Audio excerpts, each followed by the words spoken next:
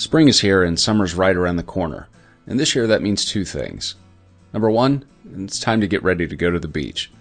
And number two, it means it's time to say goodbye to our 3-month road test vehicle, the 2013 Infiniti JX. I'm Marty Paget, the editor of High Gear Media, and I've had the JX for about 3 months now, give or take, even while it's turned from the JX35 into the QX60 for the 2014 model year. No matter what you call it, we think it's a great addition to the Infiniti lineup right off the bat for its styling. To us, the JX is everything the Mercedes R-Class wanted to be, a capable 7-person crossover with great looks. The JX is suave and understated, at least until you get to the kicky D-pillar. And the proportions, they're just about perfect for a vehicle of this size. Inside, the JX is relatively uncluttered, and we're really pleased to see the lack of cut lines all over the dash and bright, clear gauges. Now for power, the JX35 uses a 265 horsepower, 3.5-liter V6 engine coupled to a continuously variable transmission. And if you're not familiar with what that is, it basically substitutes for an automatic. It uses pulleys and a belt to simulate gears.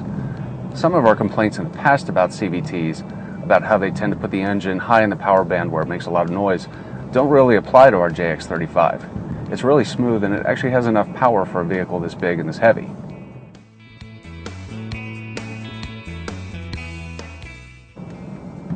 The JX's transmission also has 4 different modes. We usually leave it in normal mode because it gives us the best combination of acceleration and smoothness. There's an eco mode, but it's really only if you're patient. It really slows down the JX's responses, all in the quest to improve fuel economy, of course. There's also a sport mode, and we haven't really noticed that it cuts into fuel economy that much. It makes it feel a lot more lively.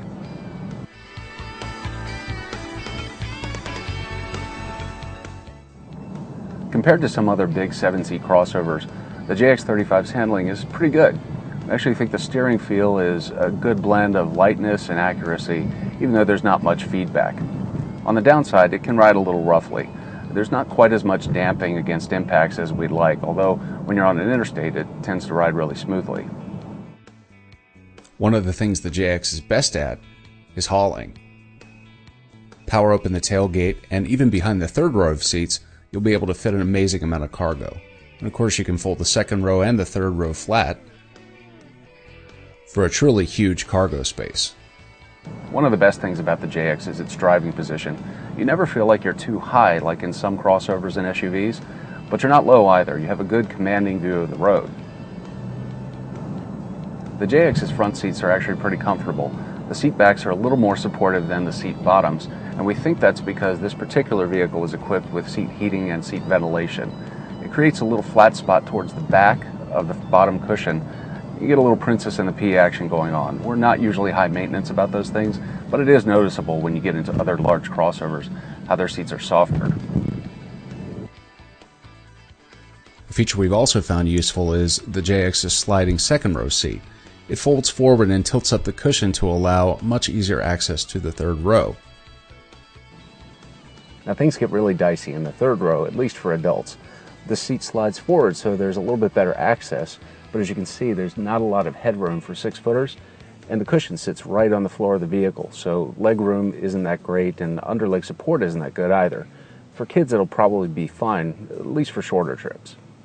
Interior quality is generally good, but the infotainment system is ready for a replacement. It can't even display album art during Bluetooth streaming. One of the killer features in the JX35 is surround view cameras. We've gotten really used to being able to pull into a parking space, reverse into a parking space, or pull into the garage just by tapping on the camera button on the dash. It uses cameras that are mounted in the rear view mirrors, in the nose, and in the tail to generate a surround view. It's extremely useful, especially if you have some stuff in your garage that you've been meaning to get rid of for a long time. With a price tag ranging from the 40s to the mid-50s, and our fuel economy checking in at just below 19 miles per gallon, it's pretty clear the JX isn't for every crossover driver. It's certainly been more practical than we ever expected. And we still think it's one of the best looking big crossovers, even as it fades into the sunset.